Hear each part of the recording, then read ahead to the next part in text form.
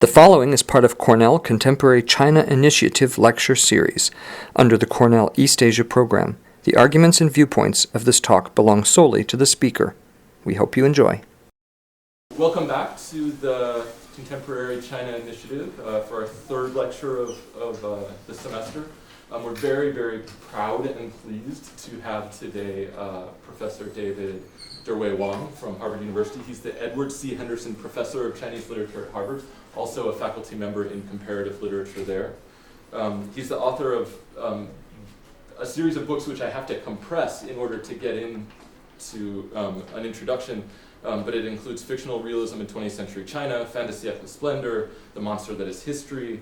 He's edited influential volumes like From May 4th to June 4th and Writing Taiwan. This is essentially my whole graduate education right here. It's this sort of long book list that I had to read to be the person that I've become. In the last 3 years, just the last 3 years, right, he's edited the 1,000-page New Literary History of Modern China, which if you come to my office, you can look at, but which you cannot borrow, and an equally magisterial monograph called The Lyrical and Epic Time. I could list a series of accomplishments and prizes and visiting positions and lecture series that have been awarded to Professor Wang, but instead I just want to give one example about his influence and the influence of his work on scholars like me. I study poetry, which is just a corner of Professor Wang's scholarly output. But when I read his 2015 book, The Lyrical and Epic Time, I found it sort of shocking, and it reorganized the way that I thought about the way that poets speak. I started to see it as a model for the way that the individual addresses the community, a link between the interior and the exterior that was simultaneously about feelings and also political. And all of this from a book about sort of poetry and fiction and writing in the 1930s and 1940s during Japanese occupation. And that's just a little piece of that book, right? That's just a tiny little piece of a very large book with a really broad variety of materials.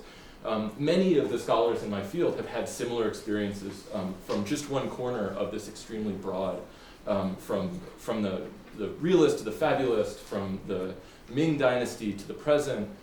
His work has sort of transformed everything it touches for a long time. And so we're really, really honored and pleased to have him here today, and I hope that you help me welcome him to Cornell.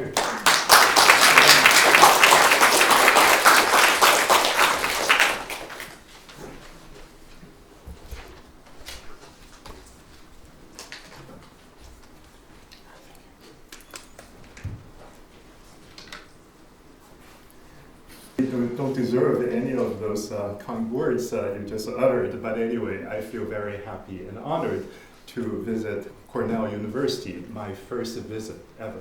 So this is truly a great opportunity to be here. I wanted to thank Professor Nick Adamson's invitation, and also I want to thank my colleague in comparative literature, Andrea Bachner's extremely warm reception, and certainly Andrea was at Harvard years ago, so I'm very happy to have this opportunity to visit her affiliation. And of course, I want to thank each and every of you for being here. The talk this afternoon is based upon a new paper I just finished and still polishing, so it's not really in a final complete shape yet. And so I would like to ask you to bear with me if you find any part of my presentation a little bit confusing or still stuffed with too many names or references, but I will try my best to be as clear as possible to explain my thesis or agenda with this new project. This project has something to do with the Sinophone Studies. I think for those who are here, I suppose more or less you know that Sinophone Studies is an emergent field in China studies in general. Basically, it has to do with Chinese language literatures and cultures born of diasporic and post-colonial influences and impacts.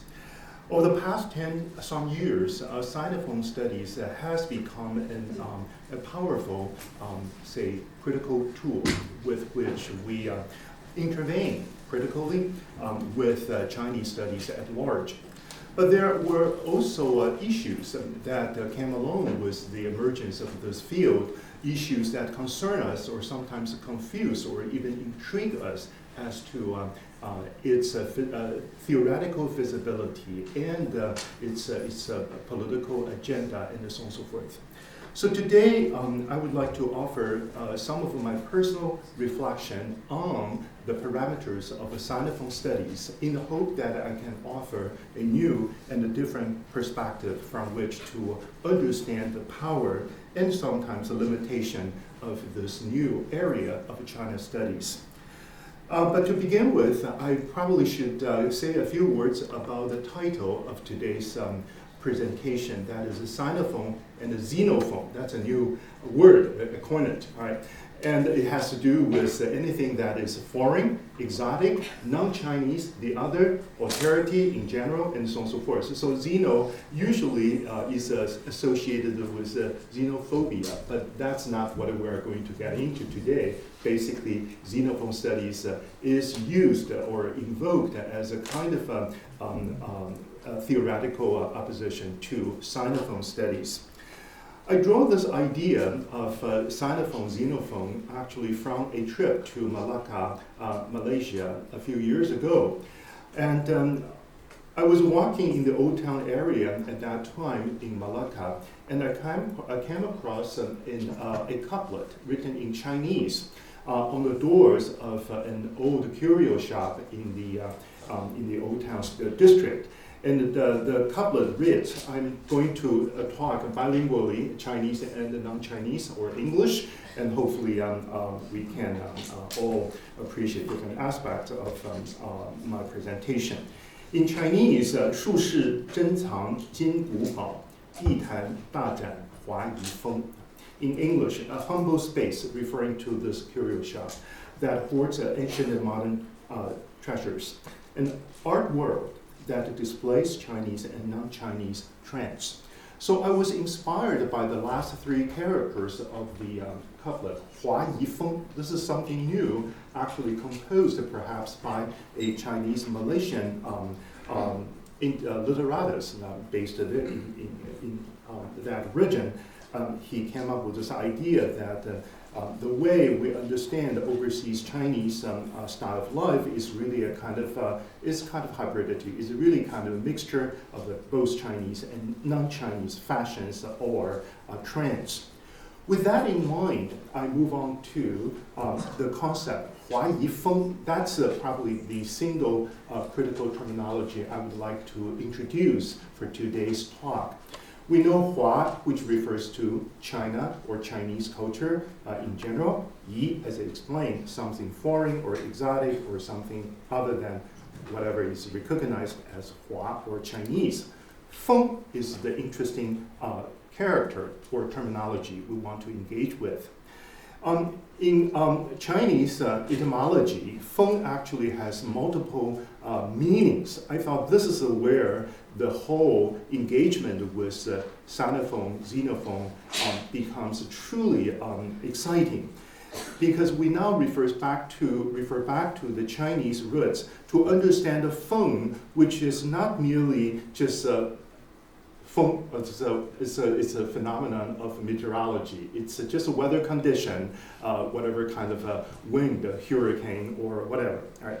But so besides the wind, flow, and the movement of air, feng in ancient China also refers to sound. So that definitely is the root where we draw the natural and the cultural connection in the invocation of the character or the word. Feng in Chinese tradition also refers to music, to rhetoric, and above all, literature. Shi Jing, the ancient classic of China, started with Guo Feng, Xiao Ya, Da Ya Song. So Guo Feng means a different kind of original literatures, and so Feng is a kind of literature. More than that, Feng also refers to, say, trend, fashion, scenery, fengjing, phenomena, fengwu. Right? So this is definitely a broader connection now with the character feng. And if you push this understanding of feng even further, we can talk about feng as a form of a jiaohua, an edification, a kind of a civilization, 文明, 习俗, as indicated by these Chinese set phrases such as 风教, 风俗, or 风土.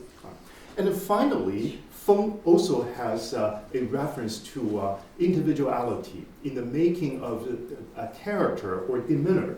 So, for example, it could mean 节操, 气性, or in English, demeanor, character, personality, such as 风范 or 风格. So my understanding of huayi feng, I think, shouldn't be limited to our contemporary interpretation of literature as such. Instead, if I use the term huayi feng, I would like to refer to a much broader understanding of the Chinese invocation of a wide range of meanings of feng, from this physical articulation, from this weather or material condition, natural condition, all the way to edification, to civilization, and to personal cultivation. So this is a very broad range of references. And basically, all these references have to do with the pre-modern Chinese understanding of what makes wen or literariness understandable or possible. In other words, I'm arguing that wen or 文学, or in English, literature or literariness, should be understood in a very broad sense so as to further facilitate our communication with a broader humanistic phenomena in China. So this is the basic, the thesis I'm going to talk about in the later part of my presentation.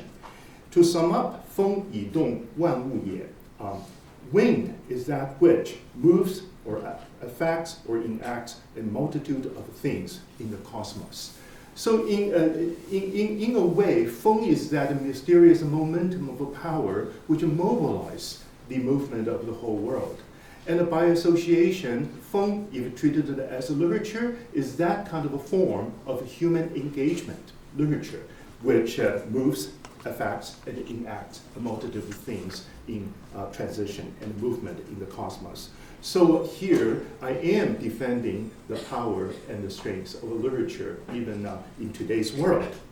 So that's the basic introduction to the concept of Sino and Xeno sort of communication in terms of idea of literature or feng or just the movement of air.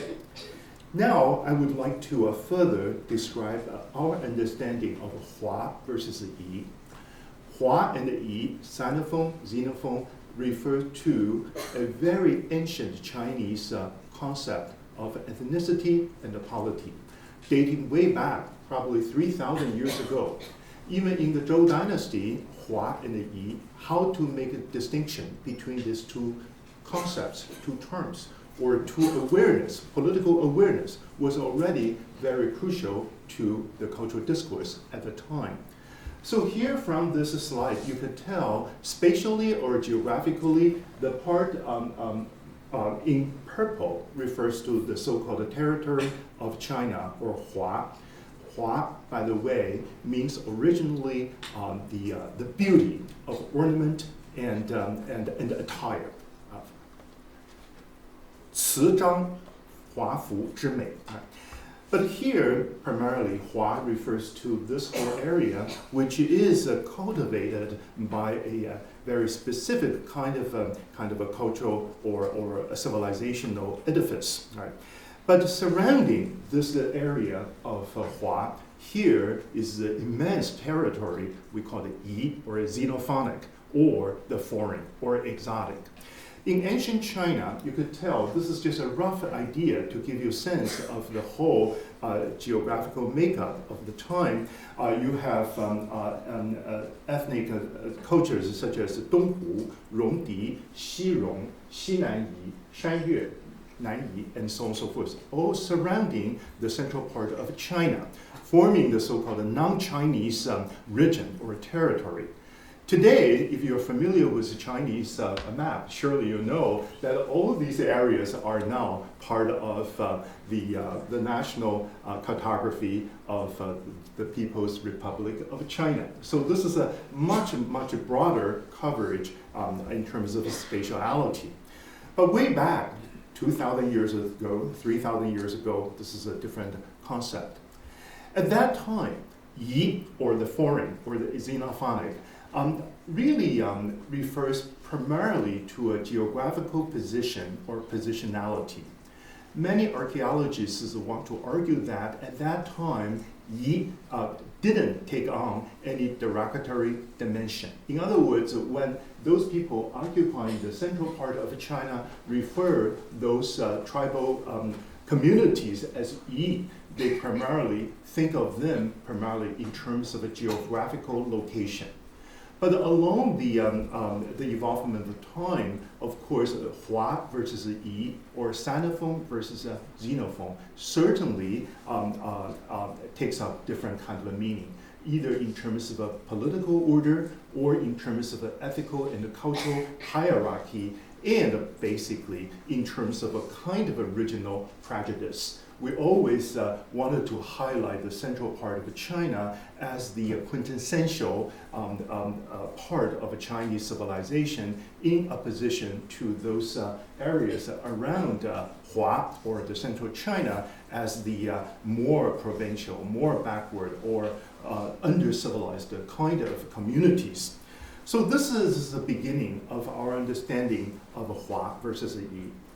And still, one more point to make at this conjuncture, that is, although there was such a kind of distinction between Hua versus Yi in terms of spatiality, either intellectuals or political leaders have tried hard over a long period of pre-modern Chinese history that when we talk about Hua versus Yi, we highlight cultural edification more than consanguinity and ethnicity.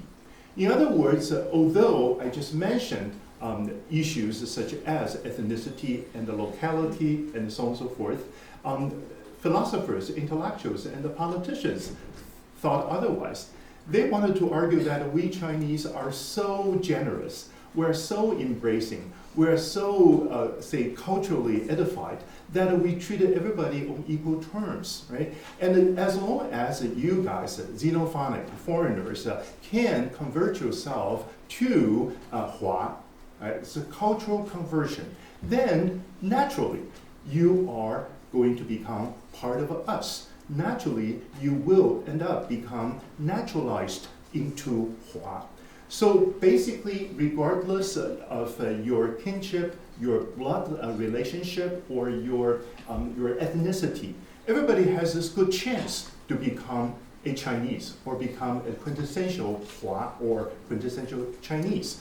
But you have to try harder. You have to try to learn more of Confucius' teachings. You have to try to be dressed better, right? Following the Chinese or Hua models of fashion and so on and so forth. All kinds of ways of cultivating yourself toward the direction. So this is the traditional way of thinking of the Hua versus the Yi.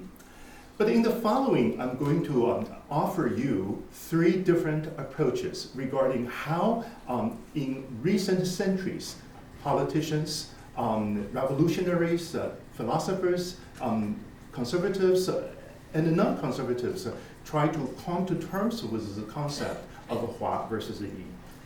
First, I want to invoke this term, huayi, 变态. For those who have learned Chinese, you'll be probably struck by the title, because 变态 in modern Chinese usage, that really has this Freudian sort of undertone of a pathology, right? You must be an abnormal person. 变态, right? This is a bad word. Don't use it, right? 变态. But here, I'm invoking this term, 变态, in the context of 17th century Japan. The time was around 1644, when the Ming Dynasty came to the final downfall.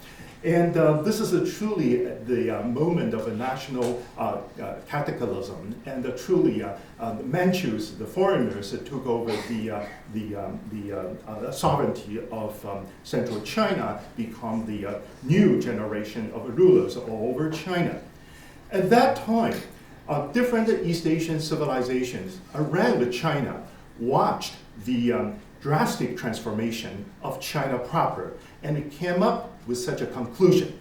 That is, when Manchus, the barbarians, the foreigners, took over China, that really indicated the end, the termination of the traditional Chinese culture. So everything refers to 变态, actually means the altered state, a kind of a state of a conversion or transformation from the perspective of foreigners, and particularly from the Japanese perspective. So hua-yi 变态 refers to a huge compendium of books in Japanese, written by Japanese interpreters, right, of Chinese, for Chinese traders. And they observed the political circumstances, they interview visitors and the traders from China, and they understood the drastic metamorphosis that happened to China. And then they, regretfully, they said that this is no longer the China we used to admire and respect. This is a China that is gone forever. And the next line, that's even more interesting. Now that China is gone forever on the mainland, in the area of China proper, we Japanese are actually now the authentic spokesperson on behalf of the traditional Chinese civilization. So underneath such a kind of statement, such a kind of companion of the altered state of China and the foreign, really is a powerful political ambition or just political vision, all right, of Japan as a rising power now nurtured upon traditional Chinese civilization, ever ready to develop herself to become this new superpower in East Asia.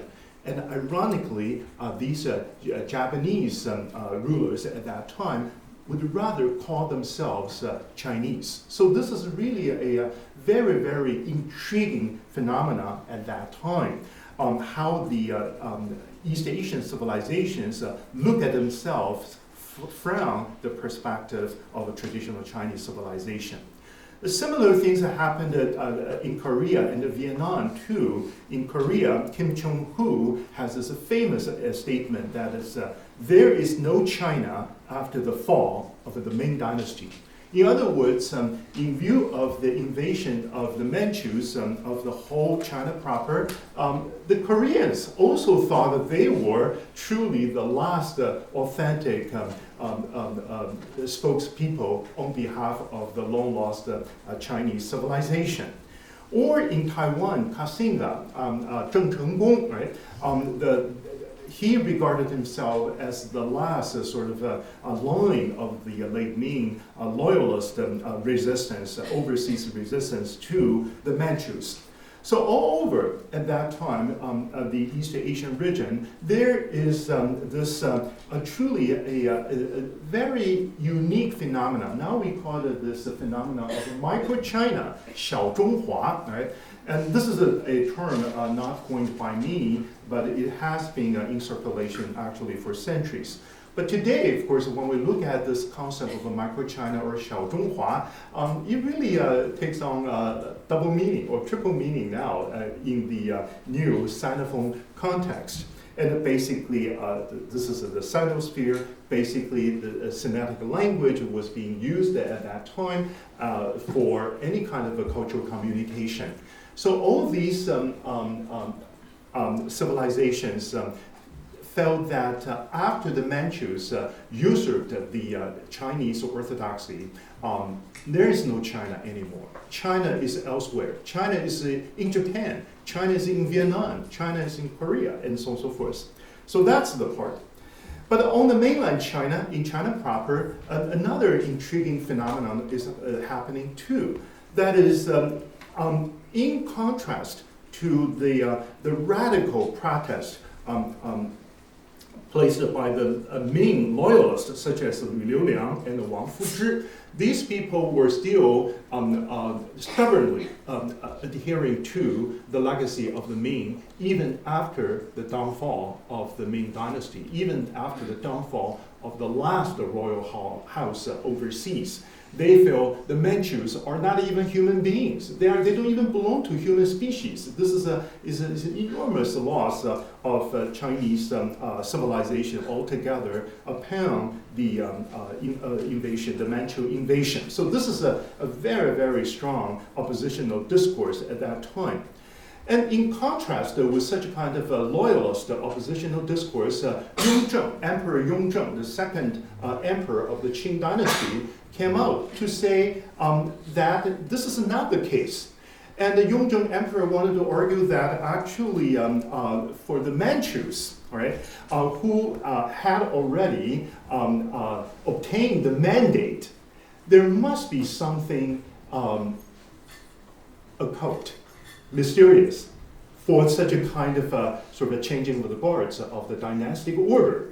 So the Manchu emperor came out to say that, I'm quoting in Chinese, and also there's an English translation, 不知本朝之为满洲，由中国之有籍贯。舜为东夷之人，文王为西夷之人，曾何损于圣德乎？ From Emperor Yongzheng was arguing that, look, you quintessential Chinese or Han Chinese loyalists, look at your history, way back to the Zhou dynasty or even earlier. Shun, one of the founders of Chinese civilization, was actually a barbarian from the east. Dongyi, actually that means Shandong province. Nowadays, what can be more Chinese than Shandong province? But 2,000 or 3,000 years ago, that was the aboriginal area, right? And then Wen Wang, the whole Zhou dynasty, which reigned China more than 800 years, Wen Wang was Xi Yi from western part of China, from Shanxi. That was also regarded as a foreign land, as a barbarian space. But you Chinese, you Han Chinese have really honored this long tradition, right? From Shun to Wen Wang, so forth. And you never worry about their background, their ethnic background. What's the fuss about you guys to talk about we Manchus as the invaders, as those who are not entitled to this whole legacy of China? As long as you have culture, as long as you can cultivate the sacred virtue, you are entitled to be the ruler of the whole China. In other words, Emperor Yongzheng turned the table round by referring to ancient Chinese sages' words that hua versus yi, this kind of a distinction really hinges upon one's cultivation of the cultural, say, barracks. Rather than, say, worrying about your bloodline, rather than worrying about your ethnicity.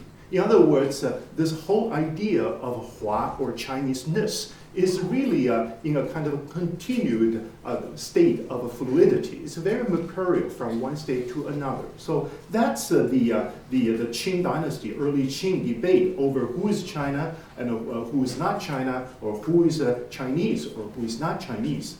So to sum up, macro China versus the micro China, de-Sinicization and the re-Sinicization, all these debates actually were already popping up and in wild circulation in whole East Asia around 17th and 18th century.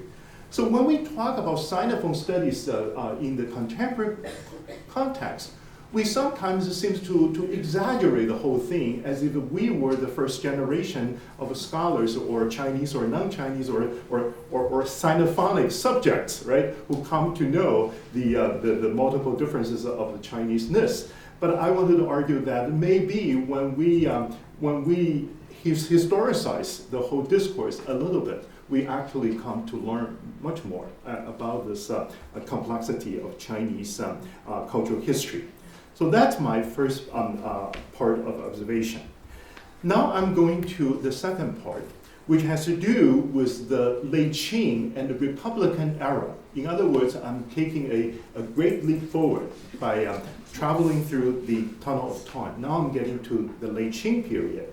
Again, who is a Chinese, who is not Chinese, became a new topic or a new issue for debate for that generation of intellectuals and the political activists. In the interest of the time, I'm going to skim through this rather fast. So again, maybe you will have problems with names and so on and so forth, but bear with me, we can easily come back to those names if necessary when we are in the session of a Q&A.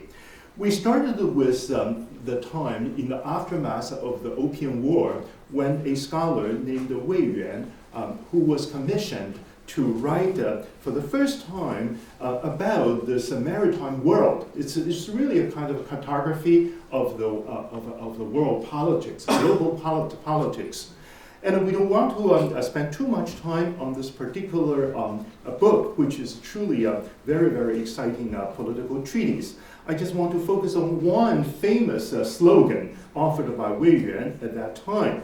That means 师夷长技以制夷, subdue the foreigners by learning from their strong points. For the first time in the late Qing period, a traditionally trained Chinese scholar came to recognize the power, the supremacy of Westerners, right, vis-a-vis China, which was rapidly in decline after the Opium War. So here, the concept of the yi, or the foreigner, is actually shifting now, very subtly, from a mildly derogatory sort of dimension to something with, you are not so sure, but you feel certainly fascinated by the foreign. You wanted to try to do something to emulate the foreigner now. So my story goes on like this. Throughout the last part of the 19th centuries, you have diplomats such as Guo Songtao, you have translators such as Wang, you have the late Qing reformers such as Tan Sitong. They all came from different walks and backgrounds, but they all shared one common ground in articulating the urgency of understanding the foreigners, or yi, as a much more complex and a supreme power over the traditional Chinese civilization. Right? So this is really a very intriguing moment when yi, traditionally referring to barbarians and foreigners around China, now yi, or the foreigner, now is really projecting onto either Europe or America. Really, you have this global perspective being brought into the view of that generation of Chinese intellectuals. And then later on, the final days of the Qing dynasty and beginning years of the Republican era, Zhang Taiyan, Liang Qichao, and Dr. Sun Yat-sen, the founder of the Republic of China, they all came up with different agendas as to how we understand the foreigners. For Zhang Taiyan, still racism and strict nationalism, and he definitely wanted to uphold his own anti-Manchu agenda, anti-Qing agenda, based upon the clear-cut distinction between Chinese, quintessential Chinese, and the Manchu and other non-Chinese other. Right? So that's his political stance. Liang Qichao, on the other hand, however, wanted to argue that, well, now we are really reforming China. We should be as inclusive and embracing as possible. So multi-ethnicity, for the first time, was being proposed by Liang Qichao as one of the foundational policies in the making of New China. Later on, of course, Republic of China. Sun Yat-sen actually take up where Liang Qichao left off by further arguing that the new Republic of China has to be a multi-ethnic China, and all different ethnicities should be included under the huge umbrella of the Republic. So the result, in 1911 and 1912, when China, or New China, was founded as a nation, right? in contrast to the dynastic cycle, which covered more than 2,500 years of Chinese history. Now this understanding of China versus non-China, or China as Hua, or non-China as Yi, now underwent yet another round of transformation. And then we move to 1920s. This was really a marvelous moment when the May 4th movement incited one whole generation of young scholars to raise questions about the authenticity and the legitimacy of a traditional Chinese historiography. Here I introduce only names here. Gu Jiegang, I think this is truly I would say, a forerunner of a deconstructionism of that time. He just question anything that is related to the so-called essentialist or essentialist understanding of China. He never believes that the so-called founding myth of ancient China. He also questioned the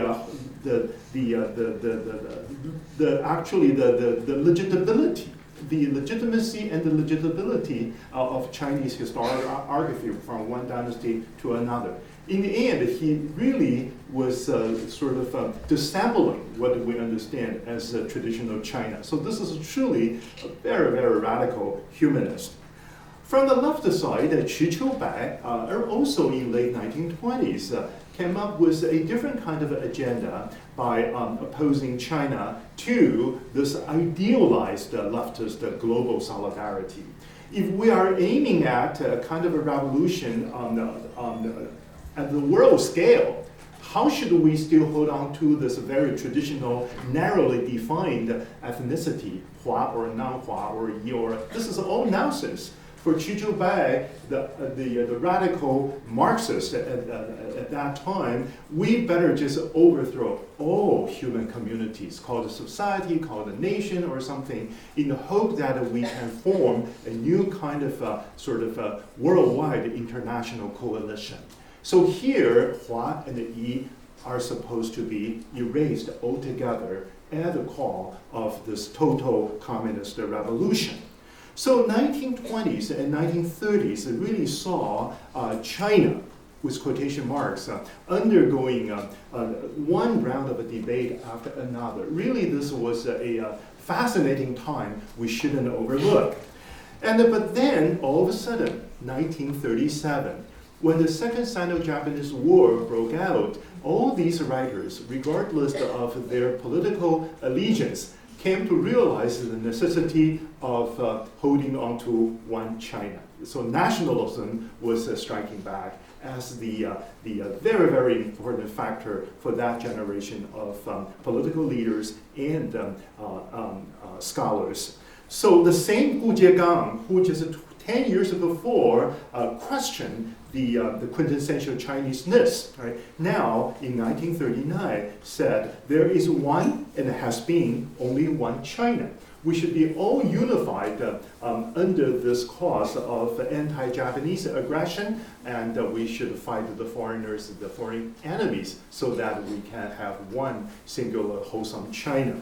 So debate like this can go on, and I'm not going to spend too much time on that. I will end this part with introducing one more name, whose name is Fei Xiaotong, one of the most important anthropologists in 20th century China.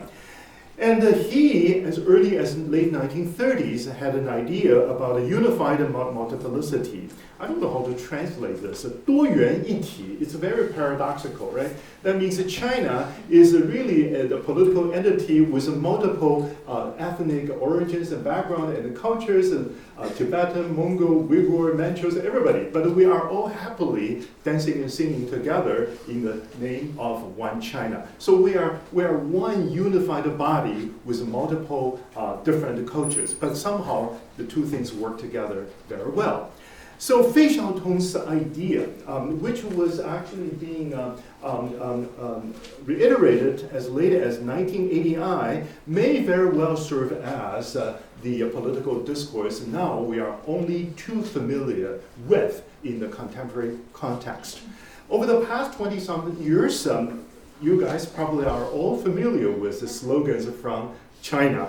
中国可以说不, right? China can afford to say no now. We are a harmonious society. This is a huge country rising. And we are all under heaven. 天下. We all share one dream, 中国梦. Keep in mind, that's a singular, or it's very ambiguous in Chinese grammar, right? We have only one Chinese dream. This is new era.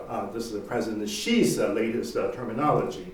Overseas, we have Confucius Institute. Suppose Confucius is the greatest the person or figure truly homogenized. Different kinds of understanding of China, all under one umbrella. 一带一路, one belt, one road. 多元一体, 只有一个中华民族, right? And also last year, 厉害了我的国. This is a very militant now, right? Oh, this year, this is 厉害了我的国. And of course, this slogan was now taken out from the repertoire of the current propaganda machine because even the government was aware of this kind of a rhetorical sort of sensitivity now. But no matter what, I want to come to the last part of my presentation, and I will spend a little more time on this. I want to talk about two different discourses right now in trend in both Western and Chinese academia. One is Sinophone Studies. This is how I started my presentation today. And this is a discourse or a theory now first introduced and made popular by Professor Mei of UCLA in 2001. And I don't know how many of you are familiar with this theory or discourse, but today probably we cannot go far into the nuance of her argument, but primarily Mei takes a very clear stance of oppositional politics in critiquing China. She wanted to argue that China is not just a kind of a homogeneous or homogenized kind of a terminology referring to one political sovereignty, that is the People's Republic of China. Instead, she wanted to argue that in the whole world, including here at Cornell, we have Chinese speakers or learners of Chinese civilization or any kind of a knowledge related to China. We are all actually using the language as the common denominator to really to facilitate our communication and acquisition of knowledge. But this doesn't mean that we have to be, say, a nationalist. We don't have to adhere to this one and a singular political entity called People's Republic of China. So she wanted to come up with a very strong and very critical kind of a strategy that's backed up with her definition of Sinophone Studies to promote overseas Chinese speaking communities, right? Recognizing each's own identity, recognizing each's own political status vis-a-vis this one China policy imposed by China worldwide. So basically, we probably can describe her strategy as a kind of resistance strategy. And in terms of her strategy, we can also describe her methodology. That is basically, she based her approach upon postcolonialism. Probably that makes better sense for you now. Regarding that all the minorities on the Chinese mainland as ethnic communities coerced into this unified China, now dominated by Han Chinese rulership, right? This government basically is Han Chinese government. So we don't really want to endorse this Han Chinese community. We want to sympathize with those minorities. But on the other hand, in overseas Chinese communities, among overseas communities, we want to encourage each and every individual Chinese language or Chinese speaking community, maybe Taiwan, maybe Macau, maybe the Chinese community in Malaysia or in Singapore, in Indonesia, or Chinese-speaking community in Anglo-American diaspora. We should all recognize our own independent status and speak up on behalf of our own self-determined, say, identity or status, right? And on the foundation of this argument is a strong post-colonial critique. China is being described as a colonial empire. Even those Han Chinese immigrants, probably including, I think at least I'm a part of this cohort, probably including some of you or your parents here with Chinese heritage background.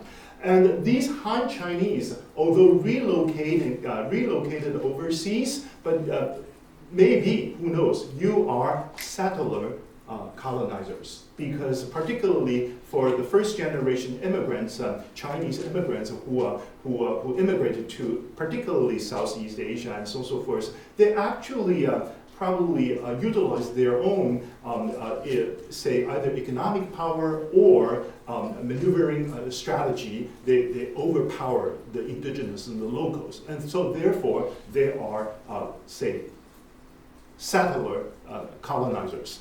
And finally, and most importantly for Professor Shi, we should be really thinking seriously the concept of diaspora. It's such a fancy word for particularly literature students talking about the diaspora. For Shi Shumei, this is a bad word. Because when you talk about diaspora, you're thinking of the origin where you may have come from. So we should actually uphold the idea of anti-diaspora. That means once you are relocated, you should really immerse yourself into this local culture. You should quickly forget your background, your cultural heritage. Hopefully, your descendants forever sort of cut off their ties to China. So language here, Sinophone as a kind of language, becomes a transient register, because it will gradually disappear as time moves on. Particularly overseas Chinese generation after generation, you may as well forget about where you come from, because China is that place where you don't want to go back. So this is a very radical kind of interference with China's discourse. I want to say, I respect this approach. Truly on the platform of theoretical debate, we actually respect all different kinds of articulations, but somehow, probably some of you may share some of my personal kind of sort of reservation. Wouldn't she go too far or something? Anyway, this is a political position. And most ironically, underneath such a kind of strong Sinophone status is really actually a Sinophobia. It's really such a kind of a hatred and such a kind of fear of that which is called China. But for me, at least, China is not merely a political entity. It's not just merely a political sovereignty.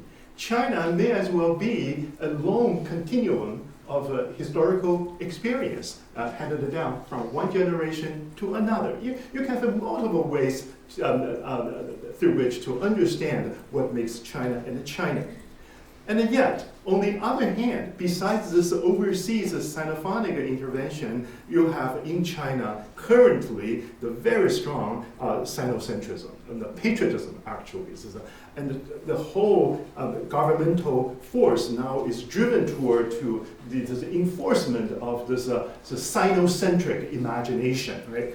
And I here introduce some names you don't necessarily know, but these are all leading figures in Chinese academia, right? They each, from different perspectives, speak about why there has to be only one China. For example, Wang talking about cross-system society. That means China is big, China is such a kind of multi-ethnic society, but somehow there is such a kind of miraculous sort of network. Through this network, all the ethnic communities are crossing. I don't know how you cross. It's such a, like an airport hub or something, cross from one place to another, but somehow it worked in China. So it's a 多元一体, right? It's a multiple and it's a unified at the same time. And so I think I will skip this one. One is many, many is one. It's a very, very tricky, right? This kind of slogan. Wang Mingming, he is a sociologist talking about supra-social system. Or Su Bingqi, an anthropologist who passed away 20-some years ago, but suddenly he became a new celebrity because he introduced many, many decades ago the concept that the origin of China is like a kind of constellation, like the stars all over the sky, forming this beautiful, incredible complex of tapestry of origins, and it's just like stars shining in the sky. All we need to do in contemporary China is happily sitting here using your super powerful telescope, looking at those stars and identify this wonderful constellation. So we are all under one heaven, 天下, right? All the stars are shining at the same time. The most unbelievable theory that I have come across is proffered by Zhao Tingyang.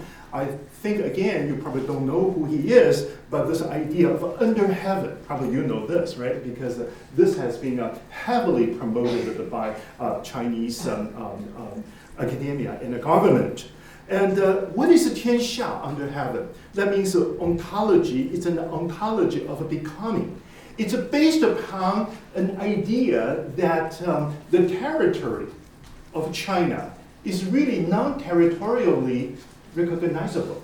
Does it make sense to you? That means that China is so immense, so huge, China doesn't need any borderlines to delimit its geographical, ends. It's everywhere. So that's the kind of under heaven, according to Professor Zhao, that once dominated the traditional Chinese sense of polity, geographically speaking. But what really intrigued me or even bothered me is this. Just 2 years ago, Professor Zhao came an idea that now this is a golden time for us to promote China, not only in traditional political or philosophical sense, but in theological sense. We may as well call China, with quotation mark, as a kind of a political theology. For those who are from the side of philosophy or intellectual history, you probably know political theology as a concept is Carl Schmitt's contribution, right? And Carl Schmitt in the 1930s certainly had a very dubious political motivation. So now, in the year 2015-16, when Zhao Dingyang came up to say, let's celebrate China as a shenxing, as a divine, as a concept of a divine community, as a kind of theology, I think that is a little worrisome. I mean, to really promote China as a kind of theological sort of entity. And to further his discussion, in recent years, Professor Zhao introduced the theory of a vortex theory, 漩涡论. And he argued that the Chinese civilization of the past 3,000 years has functioned like a huge vortex, or whirlpool, if you will. Washing machine, right?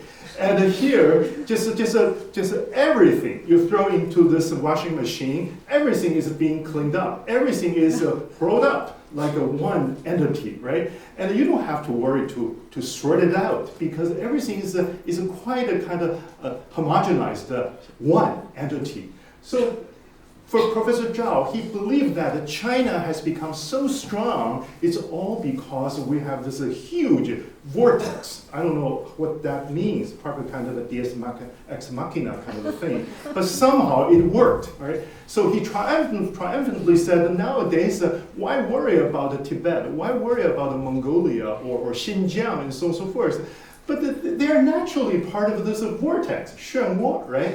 And it's only so spontaneous that every ethnic community wanted to be drawn into this whirlpool of cultural unification. So that represented yet another kind of an extreme take upon this Chinese imaginary in our century at this moment in China. All right? So that's some kind of extreme. But there are also, of course, different critical voices, such as Wang. This is someone I highly recommend for you to read. He has a new book, What is China, just out from Harvard University. But we are not going to spend any time today for further elaboration. Now, conclusion.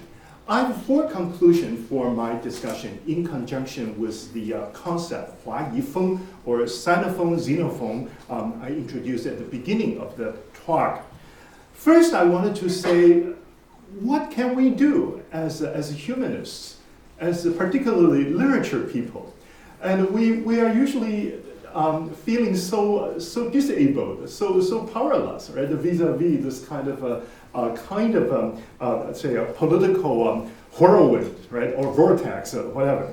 But I wanted to say that at least we are the connoisseur of language. We are a good exerciser of imagination. We actually are much more sensitive to the comings and the goings of Chinese civilization in all kind of dimensions and activities.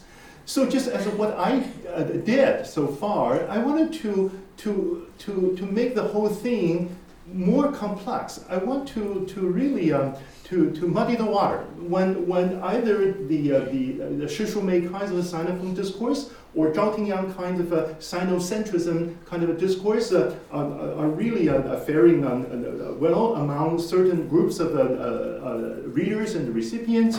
I want to say, why don't we go back to think of the function of feng or wind, to rethink feng as that kind of a force which blows this and that way, which traverse, which travel, and which really travel and mutate in such a way as change sometimes the directions of movements, not only in meteorological sense, but also in humanistic terms. In ancient China, when you are engaged in maritime adventures, you watch the direction of wind, particularly trade wind, so that you can embark on your voyage to the long and the remote destinations. So feng here refers to what I said, and not only kind of the natural phenomena, but also sound, music, writing, literature, trend, fashion, scenery, edification, civilization, demeanor, character, and so on and so forth. This is the territory we as humanists probably can still invest our wisdom and energy in. But I'm also a realistic person. I understand that this is probably too utopian to talk about the blowing of the wind of this and that direction. We also, as a Chinese speaker, are aware of some set phrases, particularly feng xian, right? Feng actually has this connotation of being precarious, being unpredictable. So feng actually implies the critical or self-critical dimension. And on that note, I want to introduce another concept from traditional Chinese discourse, shi, or propensity. Shi, of course, superficially means power, force, strength, right? But also in traditional Chinese intellectual and particularly artistic discourse also means propensity. That means a kind of momentum. And this is not a very good analogy, but sometimes reading Deleuze, the very popular Deleuzian concept of affect, you just cannot help thinking of this kind of unlikely Chinese equivalent of a shi. It's a kind of a kind of a force in shape, in the process of shaping up, position, trend, strategy, momentum, agency, power, life force, and so on and so forth. So all these are actually from the repertoire of the traditional Chinese cultural, literary, and artistic imaginations of human relationship or human cosmic relationships. All these are terms I actually borrow from traditional Chinese discourse. And I thought maybe it's about time for us to go beyond the proposal of colonialism or post-colonialism or empire studies. We are all very well versed along those lines. But maybe if really we care about Chinese studies, it probably doesn't really hurt to go back to Chinese tradition to learn something from the wisdom of the ancients. Second point, also to reiterate what I said, to talk about Sinophone is one thing, but I wanted to argue that this is still sort of within the traditional either Sinophobic or Sinocentric kind of sort of a dialectics. I mean, it has become a kind of a vicious sort of a circle for us to say either you're for or against China or non-China, you're pro or against this. I think as humanists, our thoughts could be more complicated than this kind of bipolarized kind of a distinction. So I wanted to say that why don't we look at the concept of a xenophone one more time? Some concept invented or evoked 3,000 years ago, but now in the contemporary context, we want to argue that Sinophone and the xenophone constantly changing guards, constantly changing positions. And also, Sinophone versus xenophone shouldn't be understood as a conventional geographical position, inside versus outside. I wanted to argue that this xenophone may very well exist right at the center of the Sinophone. In other words, we should never be afraid of identifying or just pinpointing the other. The force of alterity, the unfriendly, the weird, the whatever, right? Somehow in the so-called very safe and soft area of the center, which is supposed to be the quintessential China.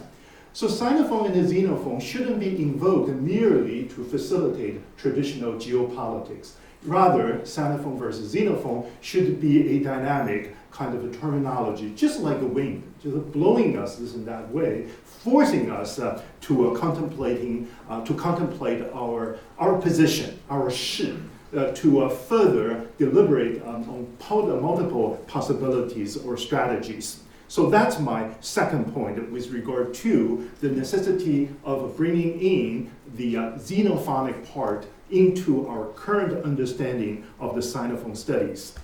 And the third point that is related to my emphasis on the human condition. When politicians and propagandists and academics were happily talking about political theology, they are actually elevating our imaginary of China again to this impossible dimension of a divinity or godlike, a kind of mandate, kind of traditional pattern of thought.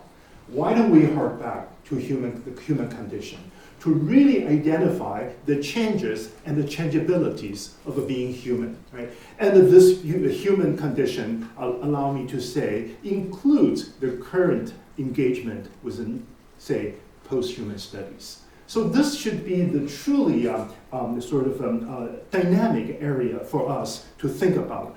What constitutes human as human? This is 人间 in Chinese. So that's probably the third point I want to introduce. And the last point is kind of reiteration of the importance of Wen. So to conclude my presentation, I want to say the Chinese character Wen actually is already a reference to change and the changeability, right? The very notion of literariness in Chinese etymology refers to trace, mark, pattern, ornament, graph, sign, writing, belles lettres. That's the place where modern Chinese, a modern definition of literature becomes available. And then in the Chinese tradition, cultivated the varying culture, civilization. So all of this under this notion of a Wen. We should sort of rediscover the richness of the Wen in our understanding of Chinese literature, right? And now, just two set phrases for the conclusion. I refer to I Ching, the Book of Change. All right, this is an ancient text. The 通其变，遂成天地之文. Understand changes, thus giving rise to the configuration of a Wen of heaven and earth. So the whole configuration of the cosmos actually should be understood as nothing but a manifestation of a Wen. And this Wen is kind of a force of a manifestation. Sometimes it also is a formulation and concealment, but we don't worry about that for today's presentation. So this idea of a Wen as actually form of a manifestation, also as a form of a change and a changeability, that's the point I'm trying to make. And then finally, to conclude today's presentation, I want to say, for many, many years, for thousands of years, we have been taught to make a distinction between Sino and the Xeno, between Chinese and the non-Chinese, Chinese or the foreigner. So hua-yi zhibian, this is a set phrase in Chinese phraseology, the distinction. So that's also kind of territorialization, right, wrong, inside and outside. So today I want to argue that instead of hua-yi zhibian distinction, this is really the homophone, right? It's a hua-yi zhibian. We will talk about Sino-Xeno transformation or metamorphosis. We're talking about change, changeability, and the difference. And this one is a kind of a sort of a process of a change and the changeability. And this one, of course, is also that the changeable wind in its own literary manifestation.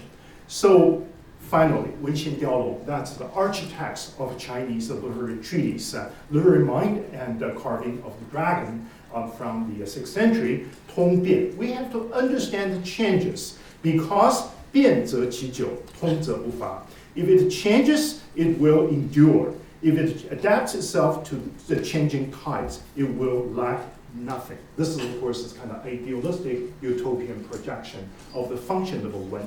And still, there are many possible discussion of a Wen, but I would like to end my presentation with a positive note on the celebration of the Chinese literature and the Chinese literary myth. Thank you.